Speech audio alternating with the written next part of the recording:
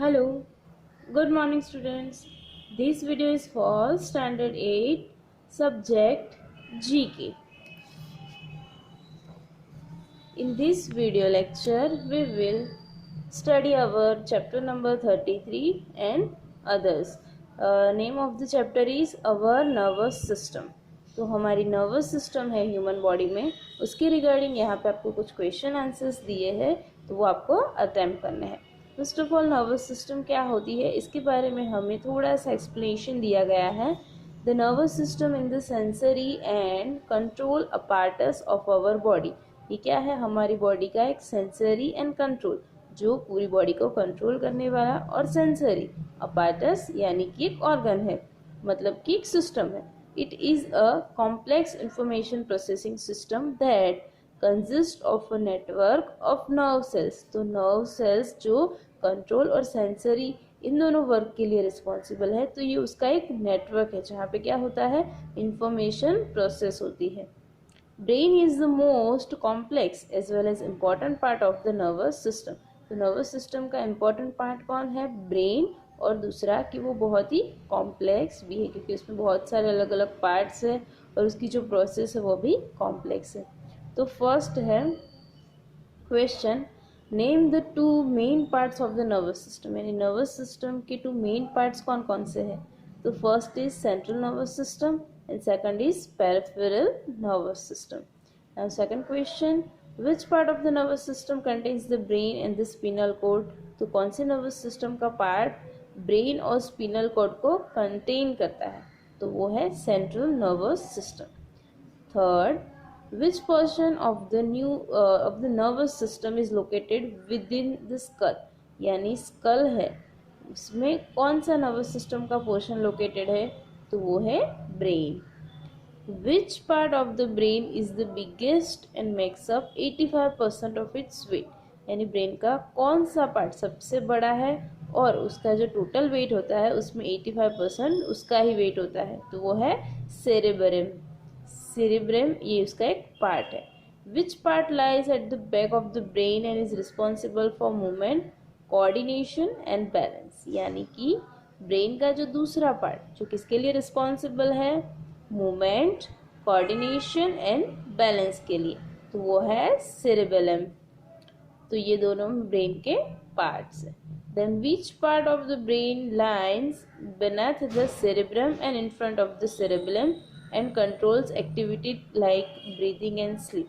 अभी तीसरा जो पार्ट क्या है वो कहाँ पे सिचुएटेड है, तो सेरेब्रम एंड सेरेबेलम इन दोनों के बीच में, और इन फ्रंट ऑफ सेरेब्रम और बिना, ये सेरेब्रम के नीचे और सेरेबेलम के सामने, और वो क्या करता है, control activities like breathing and sleep. तो ब्रीदिंग और स्लीप की जो एक्टिविटी कंट्रोल करता है, तो उसका नाम क्या है, brain stem. Name the layers of tissues that cover the brain. यानी जो टिश्यू ब्रेन को कवर करते हैं उसका नाम क्या है, मेनिंगस। मेनिंगस located in the center of the brain, this part coordinates message between various other parts of the brain, name it। यानी कि वो कहाँ पे है, ब्रेन के सेंटर में, और सब मैसेज को वो कोऑर्डिनेट करता है, तो उसका नाम क्या है, बेसल गैंग्लिया। ये भी उसका एक पार्ट है। Now which part of the brain controls the bodies temperature. Body की जो टेम्परेचर होती है उसे कौन कंट्रोल करता है, तो वो कंट्रोल करता है हाइपोथैलेमस। तो ये सारे ब्रेन्स के पार्ट्स है। तो हमारी नर्वस सिस्टम में जो मेन इम्पोर्टेंट कॉम्प्लेक्स जो ऑर्गन है वो क्या है, ब्रेन, और ये सारे ब्रेन के बारे में इंफॉर्मेशन आपको दी गई है। Now go to the second chapter, chapter number 34, useful gases. यहाँ पे आपको कुछ यूजफुल गैसेस है उसके बारे में बताया गया है, डिस्क्रिप्शन दिया गया है और आपको पहचानना है। तो सबसे पहले है, it is a colourless, odourless, non toxic and highly combustible diatomic gas. It is the lightest element and in its monatomic form it is the most abundant chemical substance in the universe। यानी कि ये कौन सा gas है, उसका colour नहीं है, colourless है, ऑर्डरलेस मतलब कोई स्मेल नहीं है, नॉन टॉक्सी है, और हाईली कंबस्टिबल यानी उसको जलाया भी जा सकता है। तो और दूसरा क्या है, it is the lightest animal यानी कि सबसे हल्का एलिमेंट है, और उसकी जो मोनोटोनिक फॉर्म है उसमें वो अबाउंडेंट मैनर में यूनिवर्स में हमें मिलता है, बहुत ही ज़्यादा मिलता है। तो ये केमिकल सब्सटेंस कौन सा है, हाइड्रोजन। सेकंड है essential for respiration. In living beings this gas is too chemically reactive to remain a free element in the earth's atmosphere, यानी कि लिविंग बीइंग्स, जो लिविंग बीइंग्स हैं उनके रेस्पिरेशन के लिए एसेंशियल है, और वो केमिकली बहुत ही ज़्यादा रिएक्टिव है। तो वो कौन सा है, वो है oxygen. Then third number, it is a highly flammable, colourless and easily liquefiable gas. तो ये हाईली फ्लेमेबल है, फिर कलरलेस है, और दूसरा उसको इजीली हम लिक्विड में ट्रांसफ़र कर सकते हैं। It is commercially known as LPG when blended with propane and other hydrocarbons. इसको अगर प्रोपेन और दूसरे जो हाइड्रोकार्बन्स है उसके साथ मिलाया जाए तो क्या हम यूज़ करते हैं, उसे एलपीजी बना के यूज़ करते हैं। एलपीजी का फुल फॉर्म है लिक्विफाइड पेट्रोलियम गैस। तो उसमें कौन सा मेन गैस होता है, तो वो होता है butane.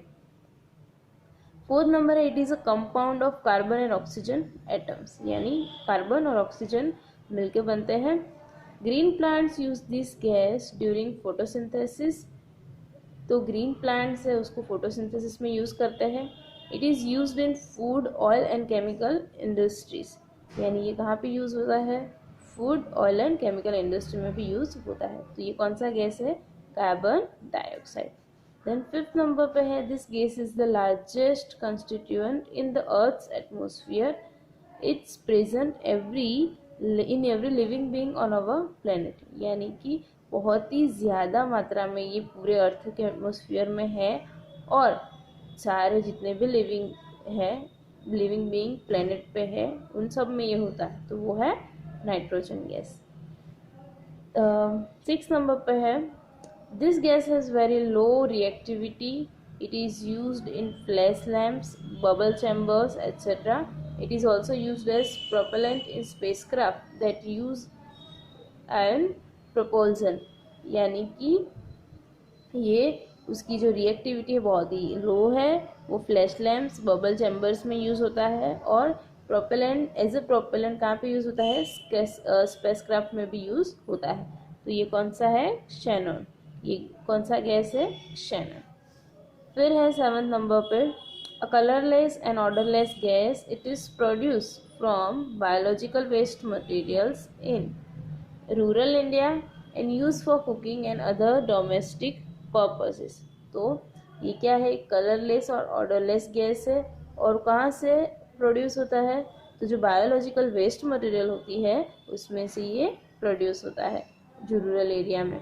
Use for cooking and other domestic purpose, तो रूरल एरिया में और इंडिया में कहाँ किसके लिए यूज़ होता है, वो कुकिंग के लिए और डोमेस्टिक पर्पस के लिए यूज़ होता है। तो वो कौन सा गैस है, वो है मीथेन। फिर 8 नंबर पे, this gas is produced via the radioactive decay, though it is considered bad for health. It is used in some countries to treat a number of conditions, यानी कि क्या है, एक तो जो रेडियो एक्टिव डिके होता है तो उसमें से वो प्रोड्यूस होता है, और वो क्या माना जाता है, हेल्थ के लिए बैड माना जाता है, लेकिन फिर भी कुछ कंट्रीज़ में अलग अलग कंडीशन को ट्रीट करने के लिए ये यूज़ होता है। तो वो है रेडन। फिर है, this gas is colourless, odourless and highly unreactive when ionised. This gas appears whitish. Bulbs based on this gas are used in high speed photography. तो ये कौन सा गैस है, क्रिप्टॉन, जो colourless, odourless and highly unreactive है, और वो किसके लिए यूज़ होता है, तो फोटोग्राफ्स में यूज़ होता है। It is a colorless, odorless, monatomic gas which gives a distinct reddish-orange light when excited electrically. It is used in low voltage glow lamps, high voltage discharge tubes and advertising signs. तो ये कौन सा है? Neon. वो भी colourless, odourless और monotonic gas है, और वो क्या करता है, जब उसको इलेक्ट्रिकली एक्साइटेड किया जाए तो वो क्या रेडिश ऑरेंज लाइट फ्लेम देता है। और कहाँ पे यूज होता है? Low voltage glow lamps, high voltage discharge tubes and advertising science. Now chapter number 35। तो 35 में क्या है? Major constellations. Now what is constellation? A constellation is a group of stars which form a pattern in the sky. यानी कि कुछ stars मिलके अगर कोई पैटर्न फॉर्म करते हैं तो हम उसे क्या बोलते हैं? Constellations. All the constellation have been assigned definite names. Some major constellations are described below. Fill in the blanks with their names. यानी सबकी कुछ अलग अलग पैटर्न होती है और सबको एक एक डिफिनेट नाम दिया जाता है। तो यहाँ पे आपको कुछ का डिस्क्रिप्शन दिया गया है और उसका आपको नाम बताना है। सबसे पहले दिया है blank is best seen in January. It is 14 named stars and 3 नेबुलस। It represents a mythological Hunter with his hunting dots. Regil and Betelgeuse are its brightest stars. ये कौन सा है? ओरियन, जो कहाँ कब दिखता है? जनवरी में दिखता है। उसमें 14 नेम स्टार्स है और 3 नेबुलस है। और यहाँ पे उसकी मिथ क्या है उसके बारे में कि एक जो शिकारी है, हंटर, वो अपने हंटिंग डॉग के साथ जा रहा है, ऐसा। फिर सेकंड है उर्सा मेजर। अब उर्सा मेजर के बारे में क्या बताया गया है? Is the third largest constellation in the night sky. तो ये सबसे बड़े जो लार्जेस्ट होते हैं उसमें थर्ड नंबर पे आता है। It is widely known for containing the plough, sometimes known as the big dipper. हाँ, तो वो किसके लिए जाना जाता है? क्या समझते हैं कि उसमें क्या होता है? प्लव होता है। फिर है कैसियोपिया। कैसियोपिया का क्या डिस्क्रिप्शन दिया गया है? It is named after 4 when queen in Greek mythology. Greek mythology की जो 4 क्वीन थी उनके पीछे इनको नाम दिया गया है। It has 7 name stars and 2 open cluster. उसमें 7 स्टार है और 2 क्लस्टर्स है। Now taurus. टॉरस क्या है? Taurus is a large and prominent constellation in the northern hemisphere sky. It's Latin name means bull. इसका नाम क्या मीनिंग क्या होता है? बुल होता है। और कहाँ पे है वो? नॉर्दर्न हेमिस्फेरिक स्काई में। फिफ्थ नंबर पे है Leo. Leo is an easily recognisable constellation. Its Latin name means lion. It lies to the south of the big Dipper. ये जो बिग डिपर है, कौन सा था बिग डिपर? Ursa major. उसकी कहाँ पे दिखता है? साउथ में दिखता है। और वो इजीली आप उसको फाइंड कर सकते हो। और उसका नेम का मीनिंग क्या होता है? लायन। साइग्नस। साइग्नस क्या है? Is a northern constellation. Its name stands for swan. Alpha Cygni और Deneb is the brightest star of this constellation. तो सिग्नस है वो, उसका नेम का मीनिंग क्या होता है? स्वान। और ये जो स्टार्स है उसके अल्फा, सिग्नी और डेनाब, वो उनके ब्राइटेस्ट स्टार है। फिर है Scorpius. It is a constellation located in the southern hemisphere sky.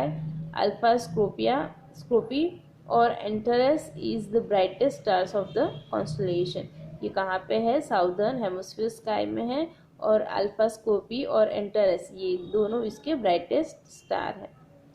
Now Gemini is located in the northern hemisphere sky. Its Latin name stands for twins and refers to the mythical twins Castor and Pollux. तो ये दोनों जो उसके star है वो जैसे कि twins हो ऐसे बताया गया है। और ये जेमिनी उसका नाम मतलब क्या होता है कि ट्विंस। तो आपको यहाँ पे 8 अलग अलग कॉन्स्टलेशंस के बारे में बताया गया है। Now chapter number 36 great scientist. तो यहाँ पे आपको कुछ साइंटिस्ट के बारे में बताया गया है। फर्स्ट है जॉनिस Kepler. Johannes Kepler was a German astronomer. He was the first to explain the laws of planetary motion. His astronomical theories provided one of the foundation for Isaac Newton's theory of universal gravitation.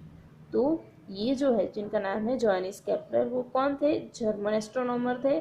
और वो first थे, क्या explain किया था उन्होंने? Loss of planetary motion. जो planetary motion होती है यानी प्लैनेट्स जो मोशन करते हैं उनके बारे में उसका जो लॉ है वो उन्होंने सबसे पहले एक्सप्लेन किया था।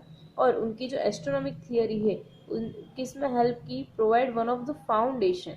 तो कौन सी थियरी, जैसे सर आइजैक न्यूटन ने हमें ग्रेविटेशनल यूनिवर्स की थियरी दी थी, तो उसके लिए ये उन्होंने फाउंडेशन मतलब कि बेस प्रोवाइड किया था। नाउ सेकंड है Isaac Newton. Sir Isaac Newton was an English physicist, mathematician and astronomer. He showed that a prism could decompose white light into a spectrum of colors. He is most famous for his theory of universal gravitation and the three laws of motion. तो ये सबको पता है, आप sir Isaac Newton को पहचानते हैं, उन्होंने ग्रेविटी की थियरी दी थी। और दूसरी कौन सी फेमस है कि क्या बोला था उन्होंने कि a prism could decompose white light into a spectrum of colours. तो जो कलर्स का स्पेक्ट्रम है उससे ये वाइट लाइट में हम उसको प्रिज्म में कर सकते हैं। जब आप साइंस में पढ़ोगे तब आपको ये थियरी पता चलेगी। फिर है Antonio लेवियसियर was the first to find out that air is mixture of nitrogen and oxygen. उन्होंने सबसे पहले फाइंड किया था कि एयर है वो नाइट्रोजन और ऑक्सीजन का मिक्सचर है। He name both oxygen and hydrogen, उन्होंने दोनों को ये नाम दिया था, ऑक्सीजन एंड हाइड्रोजन। तो ये थे एंटोनियो लेवियसियर। फिर है मैरी क्यूरी। तो मैरी क्यूरी एक फीमेल साइंटिस्ट है, was a physicist and chemist. She is known for her pioneering research on radio activity. वो किसके लिए जानी जाती है, उनकी जो रिसर्च है रेडियो एक्टिविटी में उसके लिए। She became the first woman to win a Nobel prize in physics in 93। तो उन्होंने 93 में नोबेल प्राइज को विन किया था, कौन से सब्जेक्ट में, फिजिक्स में। और she also won the Nobel prize in the chemistry in 1911।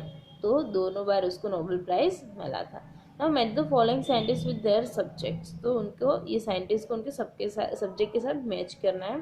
तो सबसे पहले है वर्नर हाइजेनबर्ग, तो उनका सब्जेक्ट है क्वांटम थियरी। फिर है एर्विन स्क्रोडिंगर, तो उनका सब्जेक्ट है वेव मैकेनिक्स। देन थर्ड है अर्नेस्ट रुथरफोर्ड, तो उनका सब्जेक्ट है स्ट्रक्चर ऑफ द एटम। फिर है रॉबर्ट कॉच, तो उनका है बैक्टीरियोलॉजी। देन जेम्स वॉटसन, तो उनका सब्जेक्ट है structure of DNA. Now chapter number 37 language and literature. तो यहाँ पे लैंग्वेज और लिटरेचर से रिलेटेड कुछ एमसीक्यूज गिवन है।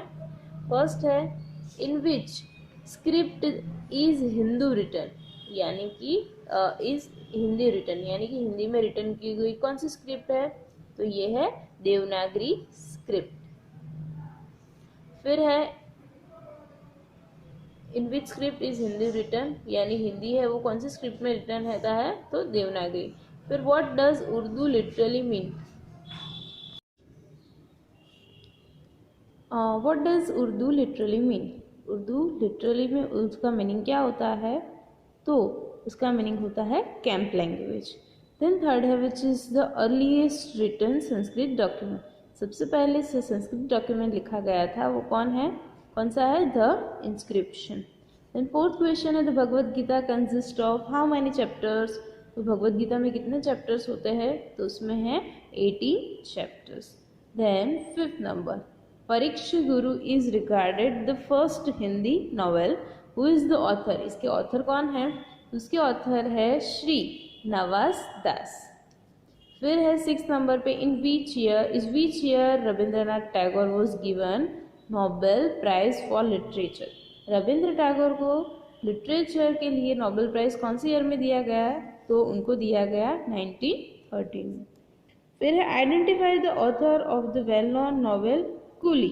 कूली जो नॉवेल है उसके ऑथर कौन है, तो उसके ऑथर है मुल्कराज आनंद। फिर है the film guide is based on a novel of the same name, who is the author of the novel, यानी कि जो गाइड फिल्म है वो गाइड नॉवेल पर से ही बनी है और उसके ऑथर कौन है, आर.के. नारायण। फिर who is the author of nature cure. Nature cure ये जो है बुक उसके ऑथर कौन है, तो उसके ऑथर है Morarji Desai. Then who got the first Saraswati Samman award. जो फर्स्ट सरस्वती सम्मान अवार्ड है वो किसको मिला था, हरिवंश राय बच्चन को। डिड यू नो सरस्वती सम्मान is a literary award. It has been instituted by K.K. Birla Foundation and carries a cash prize of 3 lakh. तो ये जो सरस्वती सम्मान अवार्ड होता है वो लिटरेचर में अगर आप कुछ वर्क करो तो उसके लिए मिलता है। और कौन सा इंस्टीट्यूट देता है? वो देता है के बिरला फाउंडेशन, और उसको कितनी प्राइज मिलती है? 3 लाख की प्राइज मिलती है। Now chapter number 38 popular literary classics. तो जो क्लासिक्स है यहाँ पे, literary classic is a piece of literature considered to be great for its excellent quality and also because it has stood the test of time. यानी अपने time में जो बहुत ही फेमस हुई है वो एक लिटरेचर का पीस, एक लिटरेचर का टाइप होता है क्लासिक्स, तो जो पॉपुलर है और उसके बारे में बताया गया है। सबसे पहले है पंचतंत्र, जो 3rd सेंचुरी में फेमस हुई थी। तो वो उसके राइटर कौन है? उसके राइटर है विष्णु शर्मा। फिर सेकंड है हितोपदेश। हितोपदेश ये किसने की थी? लिखी थी श्री नारायण पंडित। फिर थर्ड है एवेनहॉय। तो एवेनहॉय ये किसने लिखा था? ये लिखा था सर वॉल्टर स्कॉट ने। फिर है a journey to the centre of the earth. तो ये लिखा था जूल्स वर्न। फिर है Alice's Adventures in Wonderland. Alice's Adventures in Wonderland is written by Lewis Carroll. Then The Adventures of Tom Sawyer. तो ये किसने लिखा है? It is written by Mark Twain. Then Black Beauty. Black Beauty was written by Anna Sewell. फिर treasure island. Treasure island किसने लिखा था? Robert Louis Stevenson. फिर है the adventures of Pinocchio. Pinocchio ये किसने लिखा है? ये लिखा है कैर्लो कॉलरी ने। फिर है डेविड कॉपरफील्ड। तो डेविड कॉपरफील्ड ये किसने लिखा है? ये लिखा है चार्ल्स डिकन्स ने। फिर है हेदी। हेदी इज रिटन बाय जोना सेप्री। फिर है The Happy Prince and Other Tales. It's written by Oscar Wilde. फिर है The Jungle Book. तो जंगल बुक जो सबसे ज़्यादा फेमस है वो किसने लिखा है? रुडयार्ड किपलिंग ने। फिर है The Wonder Book, A Wonderful Wizard of Oz. ये किसने लिखा है? ये लिखा है एल फ्रैंक बॉम। फिर है पीटर पैन। पीटर पैन ये किसने लिखा है? It is written by J.M. Barrie। Now chapter number 39। तो इसमें क्या दिया है? Animal idioms. Idioms and phrases जो होते हैं, जैसे कि एनिमल्स के बारे में बताया गया है लेकिन उसका मीनिंग रियल में कुछ अलग होता है। Use of idioms make language interesting and effective. Idioms generously use animal names as their constituent words. Some such idioms are given below. Match them with their meanings. उसको आपको उसके मीनिंग के साथ मैच करना है। तो सबसे पहले दिया गया है to beat a dead horse, यानी इसका मीनिंग क्या होता है? इसका मीनिंग होता है to continue to argue a point that is been settle, यानी कि कोई पॉइंट पे आर्ग्यू करते ही रहना।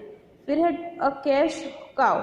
अ कैश काउ इसका मतलब क्या होता है? अ प्रोडक्ट और service that helps to make a lot of profit, यानी कि कोई ऐसी प्रोडक्ट और सर्विस जो बहुत ही ज़्यादा प्रॉफिट करने में हेल्पफुल होती है, उसे हम क्या बोल सकते हैं? Cash cow. फिर है अ कैट बर्गलर। तो इसका मीनिंग क्या होता है? A burglar who enters a building by climbing a wall, यानी कि जो वॉल को क्लाइंब करके अंदर आता है उसके लिए हम कौन सा यूज करते हैं? ये वाला, अ कैट बर्गलर। फिर है कैट गेट्स वंस टंग। इसका मीनिंग क्या होता है? One can not speak because of shyness, जैसे कि कोई शाइनेस की वजह से बोल नहीं पा रहा है तो उसे हम क्या बोलते हैं? Cat gets one's tongue. A cock and bull story.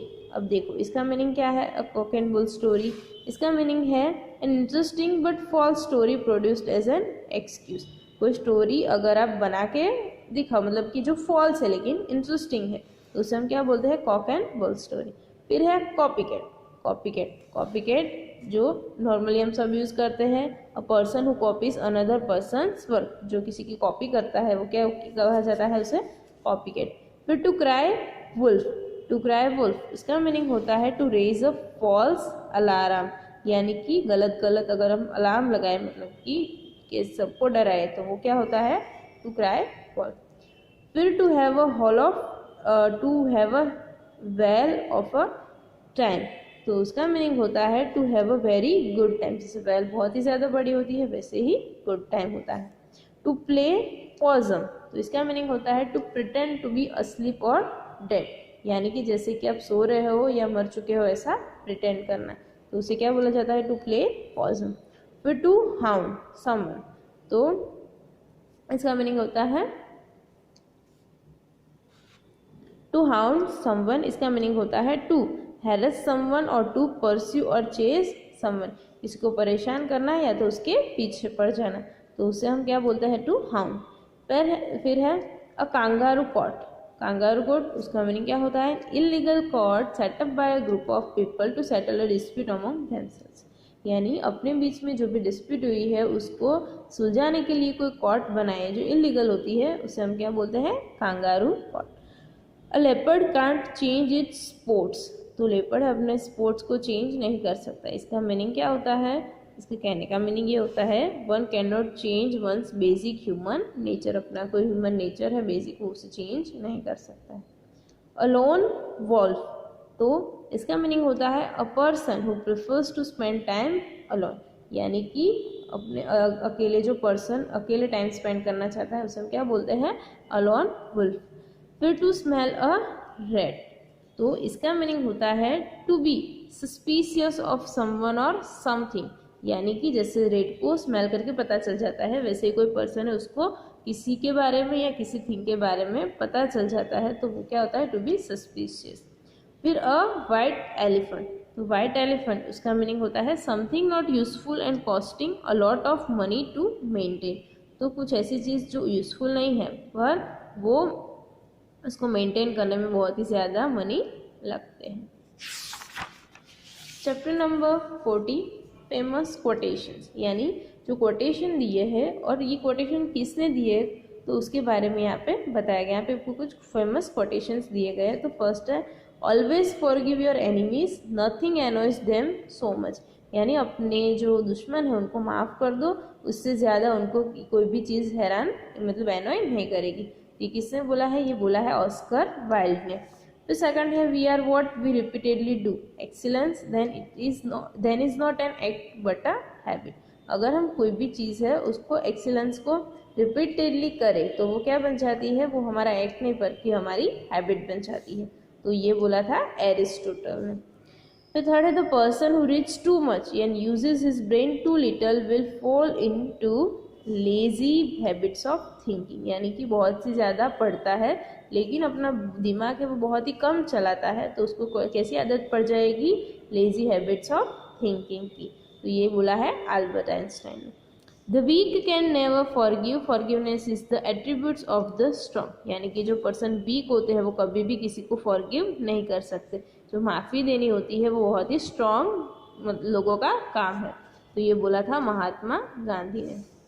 A banker is a fellow who lends you his umbrella when the sun is shining, but won't its back the minute it begins to rain, यानी कि banker कैसा fellow है कि वो क्या करेगा, आपको आपके अम्ब्रेला उसकी अम्ब्रेला कब देगा, जब आपको उसकी ज़रूरत नहीं होगी, मतलब कि जब सन होगा, जब सन शाइनिंग यानी कि जब धूप होती है तब ज़रूरत नहीं होती है इतनी ज़्यादा, तब आपको अपनी अम्ब्रेला देगा और वापस कब मांगेगा, जैसे ही रेन बिगन, यानी जब उसको ज़रूरत पड़ेगी तो वापस उसको तुरंत ही मांग लेगा, तो ये बोला था मार्क ट्वेन ने। फिर it does not matter how slowly you go so long as you do not stop, यानी कि आप स्लोली चलो वो मैटर नहीं करता है, लेकिन आप लंबा चलो और कॉन्स्टेंटली चलो वो मैटर करता है, तो ये बोला था कन्फ्यूशियस ने। फिर है imagination is more important than knowledge, यानी नॉलेज से ज़्यादा क्या इंपॉर्टेंट है, इमेजिनेशन, तो वो बोला था Albert Einstein. Now success is the ability to go from one failure to another with no loss of enthusiasm, यानी कि सक्सेस क्या है, एक फेलियर से दूसरे फेलियर में जाने की एबिलिटी है, तो जिसमें आप बिना एंथुसियम बिना सैड हुए पूरे के पूरे एंथुसियाज्म के साथ जाओ तो वो होता है आप सक्सेस हो जाते हो, तो ये बोला था विंस्टन चर्चिल ने। ही who has injured thee was either stronger or weaker than thee. If weaker, spare him. If stronger, spare thyself. यानी कि जो कोई पर्सन है एक तो स्ट्रॉन्गर, जो इंजर्ड हुआ है या तो स्ट्रॉन्गर है या तो वीकर है, अगर वीकर है तो उसको आप स्पेयर करो, या अगर स्ट्रॉन्गर है तो उसके स्पेयर है सर। तो ये बोला था विलियम शेक्सपियर ने। फिर better to remain silent and be thought a fool than to speak out and remove all doubt, यानी कि अगर आपको ऐसा थॉट है be thought a fool than to speak out, या तो आप क्या करो साइलेंट रहो, या तो कोई भी कंफ्यूजन है उसको तुरंत ही क्लियर कर दो। तो ये बोला था अब्राहम लिंकन ने। तो आई होप यहाँ तक ये जो 40 तक आपको चैप्टर समझ में आ गए होंगे। Thank you.